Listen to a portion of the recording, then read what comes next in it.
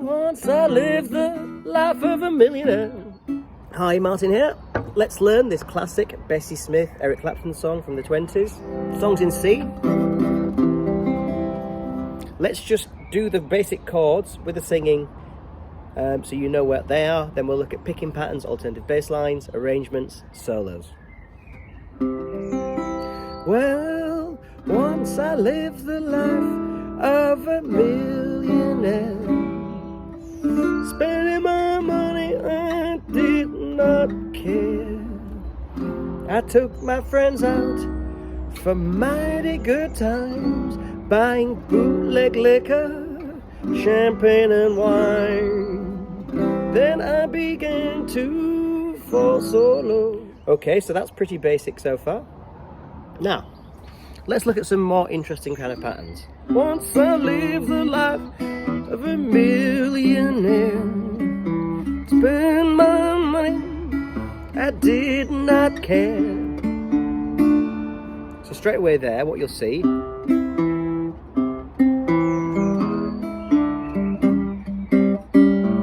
if you're just doing some basic finger picking, I've got videos about how to learn to finger pick in 5 minutes. Find them on the list.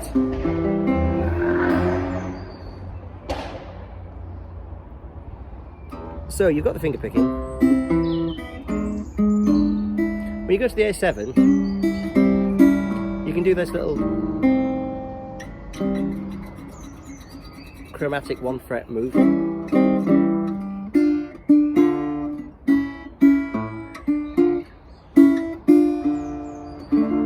Now, when you get to this point, F, this is a hard chord to do. F sharp diminished. There's different ways of doing this. You could just play F and then do this shape. You see this shape?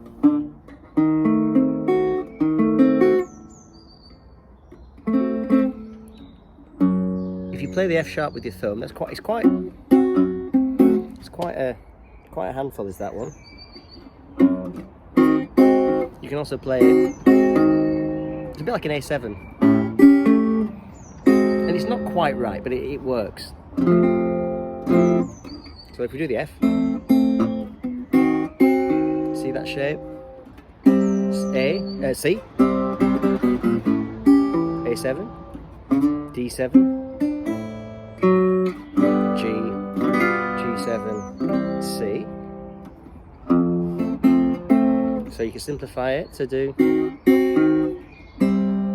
Remember, it's just like an A7, 1 fret that way. Okay. Now, what I like to do on that part is do a really nice bass figure.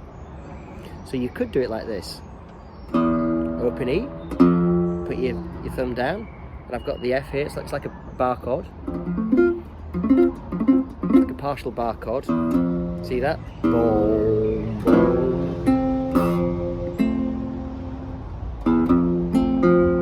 Hit the F again to now do the F sharp diminished. So that's quite a handful.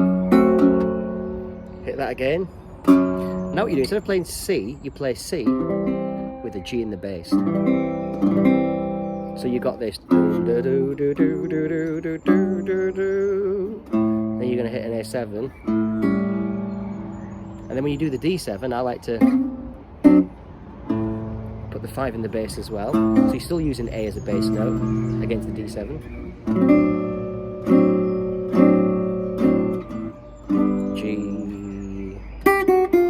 And you can even hint at that G7. So let's just do that section again to put it into context.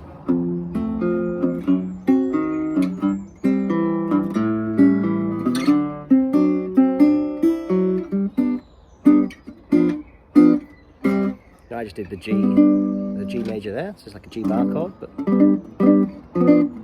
G7. You do it like this.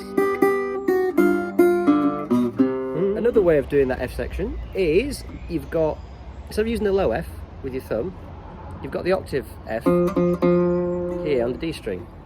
So what you could do is do the D string open, so you do like a little walk in, play an F chord. Then you could put your little finger on the D string. So you're kind of hinting at that diminish kind of sound.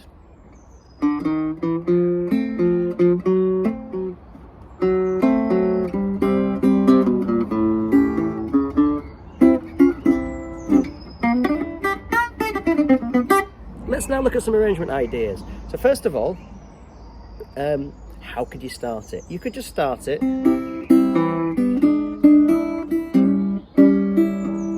A nice little exercise would be to figure out the melody notes. Once I live the life of a millionaire.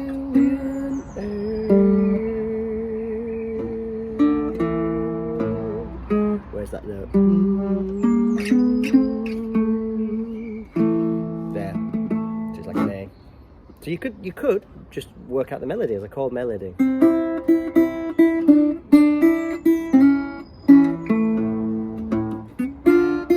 See? The way I like to start it is by starting on that F.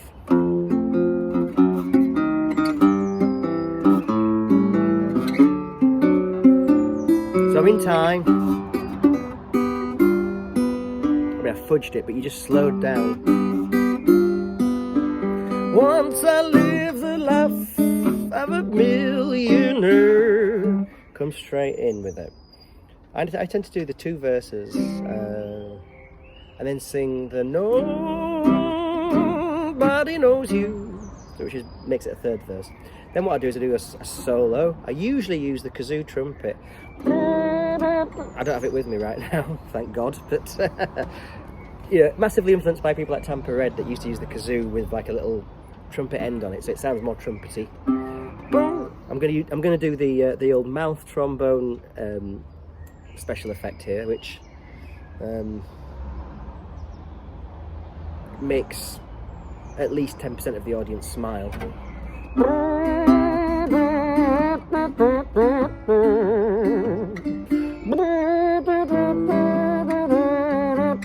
Then come straight back in.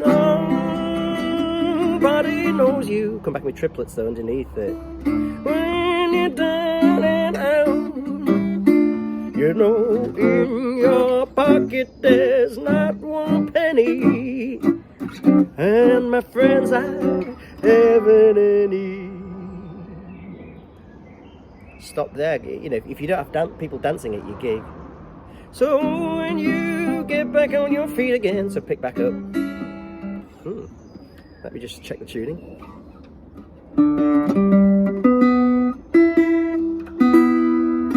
Couple of little ideas for the solo. Instead of playing everything down here, which is a good place to be, especially when you're singing by yourself, because you've got all the bass notes. But how about if you're playing with a band, or you want to maybe just vary it up a little bit? How about going up the neck? So when you play that C, how about playing? Imagine a bar chord. You've got C up here, and you've got your major pentatonics. So you just use those within the chord.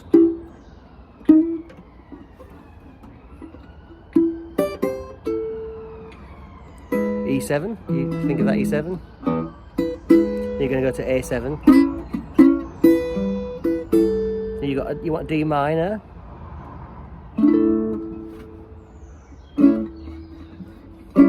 You get A7, D minor. So the D minor. Just imagine you're doing a D minor. You just get the top one. So you got.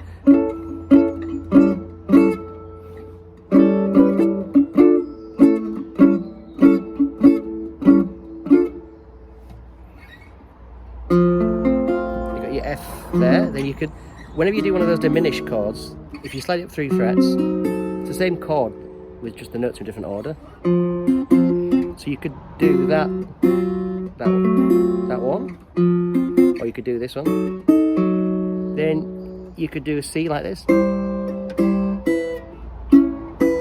A7 to the A7.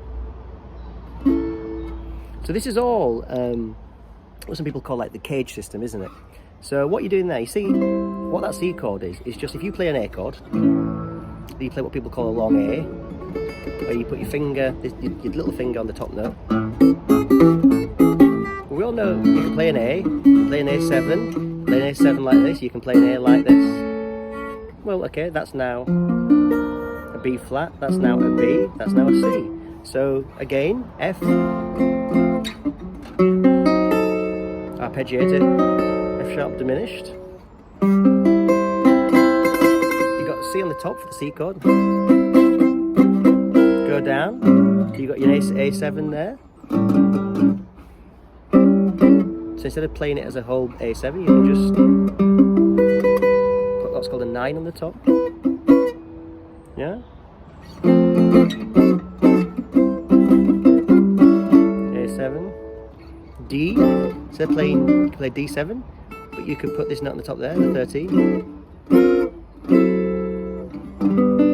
Then you back to your G and make it from a G major, based out of the bar chord. G7. Let's just play these higher chords as if it's part of the solo now. Here we go.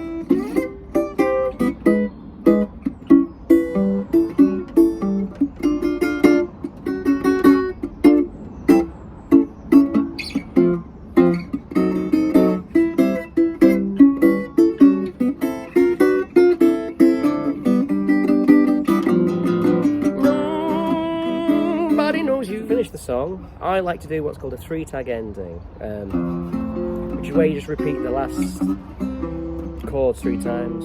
No man can use you when you're down and out. I mean when you're down and out. I mean when you're down and out. I mean when you're down and out.